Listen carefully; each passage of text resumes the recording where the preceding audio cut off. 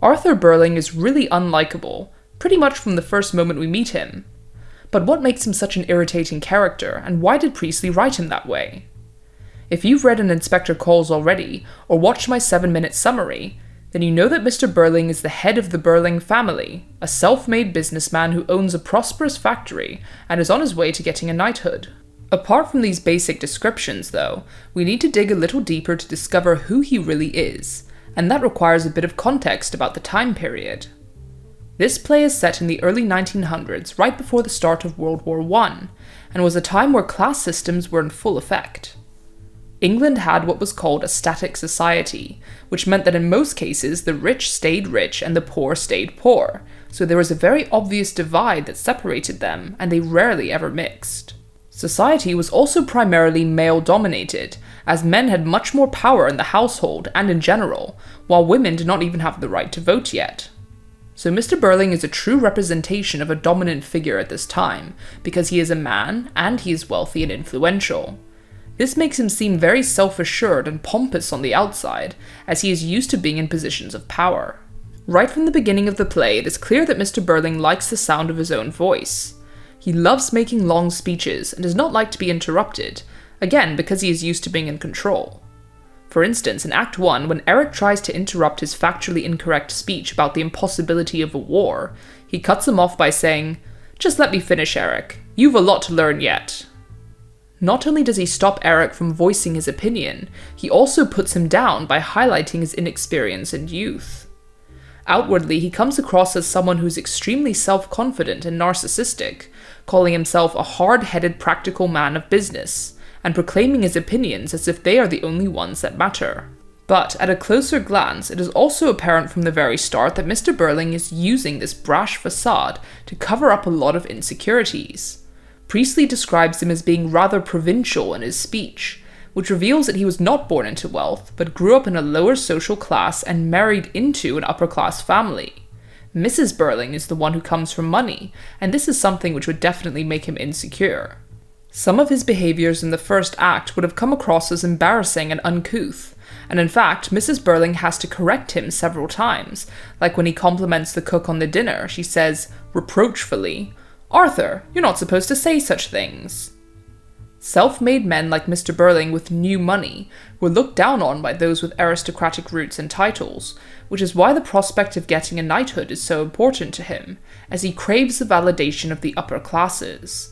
Additionally, although he makes several long speeches in the first act, he makes several glaringly inaccurate statements, such as how World War I will never happen, and that the Titanic will never sink. Priestley uses dramatic irony to expose his lack of knowledge on these subjects that he claims to know lots about, undermining his authority from the start, and letting the audience know that we should take everything he says with a big pinch of salt. One of Mr. Birling's most obvious character traits is his capitalist ideology. He is a firm believer in capitalism and portrays it in every way, even physically. Priestley describes him as a heavy-looking, rather portentous man, so his outward appearance also symbolizes excess.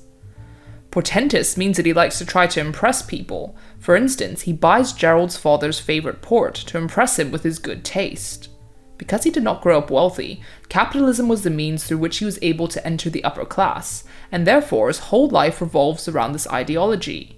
Everything and everyone is viewed in terms of profits and losses, even his own family.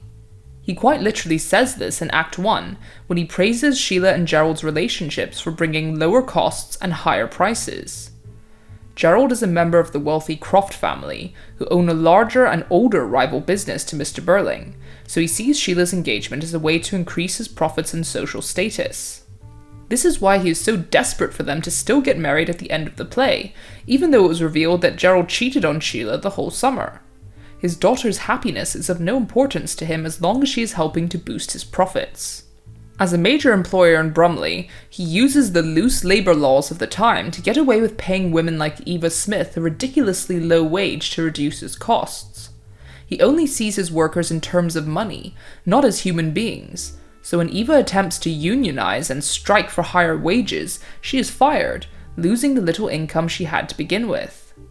Everything always comes back to money with Mr. Birling, as he says to Gerald and Eric, "A man has to make his own way, has to look after himself." and his family too. As we know, his family is just an afterthought to his real priorities, himself and his profits, and this statement emphasizes the individualistic nature of capitalism, which puts personal gain over the common good. Some other noticeable personality traits of Mr. Birling are his arrogance and pride. This is evident from the way he frequently boasts about his social standing, his upcoming knighthood, and his connections with influential people. However, this only highlights his insecurities further, and reveals his need for recognition and respect. In his interactions with Inspector Goole, he tries to use his social status to intimidate and dismiss the inspector's inquiries, asking, "How do you get on with our chief constable? I ought to warn you that he's an old friend of mine." This doesn't work, of course, as Inspector Goole is not impressed by money or status, and is just there to expose their dirty secrets. We can also see evidence of Mr. Birling's arrogance in the way that he lectures everyone, considering himself to be the chief authority on every subject. He reinforces his opinions by using phrases like, "Listen to this," "Of course," "I tell you," and "naturally," while putting down others who don't feel the same way, using words like silly, rubbish, fiddlesticks, and nonsense. However, Mr. Birling's arrogance makes him very short-sighted. He cannot see the possibility of a different future that changes the way things are now, which is why he is blind to the signs of war and the fact that people are unhappy with the status quo. He is also unable to see how his actions affect those around him, as he fails to acknowledge the role he plays in Eva's death and dismisses the inspector's warnings.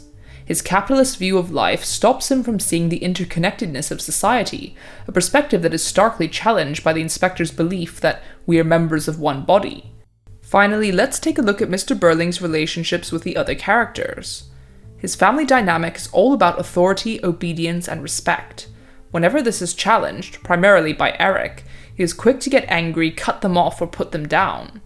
Even Mrs. Birling, who comes from a higher social class, is expected to be submissive, having to sit in a different room when the men talk, and not being too expressive with her opinions.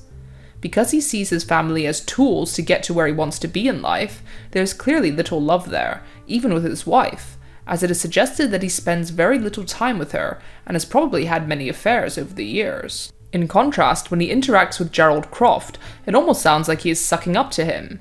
He says, "Gerald, I'm going to tell you frankly, you're just the kind of son-in-law I always wanted." The Crofts are above him in social status, and seem to be the ideal that he aspires to, so Gerald's opinion is the only one he really takes into consideration, and he quickly brushes off the news of his affair like it never even happened. One of the most interesting dynamics in the play is between Mr. Birling and Inspector Goole, as their worldviews and politics differ dramatically, making him a foil character to the inspector, which helps us to compare the ideologies of both men. The inspector's refusal to bow to his authority is immediately uncomfortable and infuriating to Mr. Birling, who is not used to being challenged. In fact, only minutes after the inspector arrives, the scene instructions tell us that he is already speaking with a touch of impatience. Sadly, Mr. Birling does not have much of a character arc throughout the play, and he remains as stubborn and unrepentant as ever until the very end. Unlike his daughter Sheila, who takes on the inspector's lessons and acknowledges her guilt, Birling's views and attitudes stay the same. Despite the inspector's revelation of his role in Eva's death and the shameful secrets of his family, he is still only really concerned about himself and avoiding a social scandal which could affect his knighthood. He says to the inspector, "I'd give thousands, yes, thousands," implying that he is still just thinking about how to buy his way out of the mess he has gotten into. This lack of evolution is done on purpose by the author, as it criticizes the rigid, self-serving mindset of capitalists and the older generations of that time, which resulted in social inequalities. His staticness as a character is also reflected in the cyclical presentation of the play, meaning that everything seems to reset back to the way things were at the beginning. At the end of the play, Mr. Birling hands Gerald a drink, just like he did in the start of Act 1, right before they receive a phone call saying that another inspector is on his way to their house.